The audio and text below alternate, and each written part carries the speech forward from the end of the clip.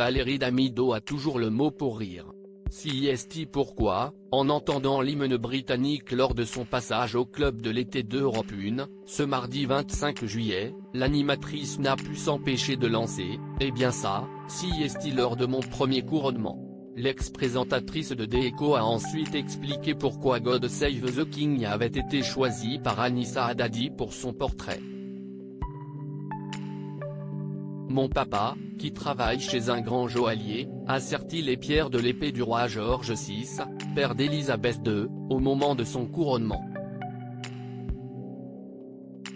Cette même épée est revenue au mari de la défunte reine d'Angleterre, le prince Philippe. Malheureusement pour la compagne de Régis Vioja, ce lien improbable avec la couronne ne lui a jamais donné l'occasion de rencontrer ses membres. L'animatrice au franc-parler tranchant avait déjà évoqué cette histoire dans les colonnes de gala, lors d'une interview Confessions intimes en 2020. Elle s'était alors livrée sur ses souvenirs d'enfance aux côtés de sa fille, Roxane, illustratrice à l'origine de la bande dessinée tendre et hilarante sur l'enfance de sa mère titrée La terrible époque des soupules acryliques.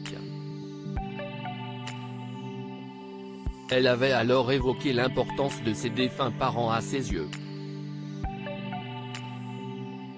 C'étaient des grands-parents cool et des parents tout sauf traditionnels, nous avait-elle révélé avec émotion. Avant d'ajouter une petite confidence à propos de la vie de son père digne d'un personnage de film à la Lino Ventura. La mère de Norman et Roxane avait parlé avec fierté du passé de sertisseur de son père chez Van Cleef et Arpels. Supérieur à Nagui, Alessandra Sublet, retour sur les premières télés de vos animateurs préférés. L'étroite relation de Valérie Damido avec son père. L'animatrice de l'émission Les plus belles vacances était très proche de son père et en 2021, elle avait relaté avec nostalgie son dernier été à ses côtés avant qu'il ne décède en 2019, dans Closer.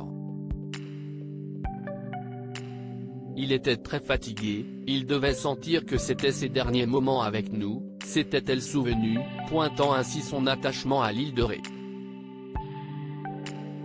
Malgré son état, il arrivait à jouer à la pétanque et à boire son Ricard, s'était-elle aussi amusée. J'aimerais gagner au loto pour acheter là-bas.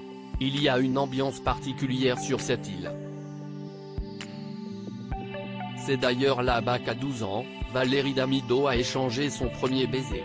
Crédit photo, Coadic Guirec.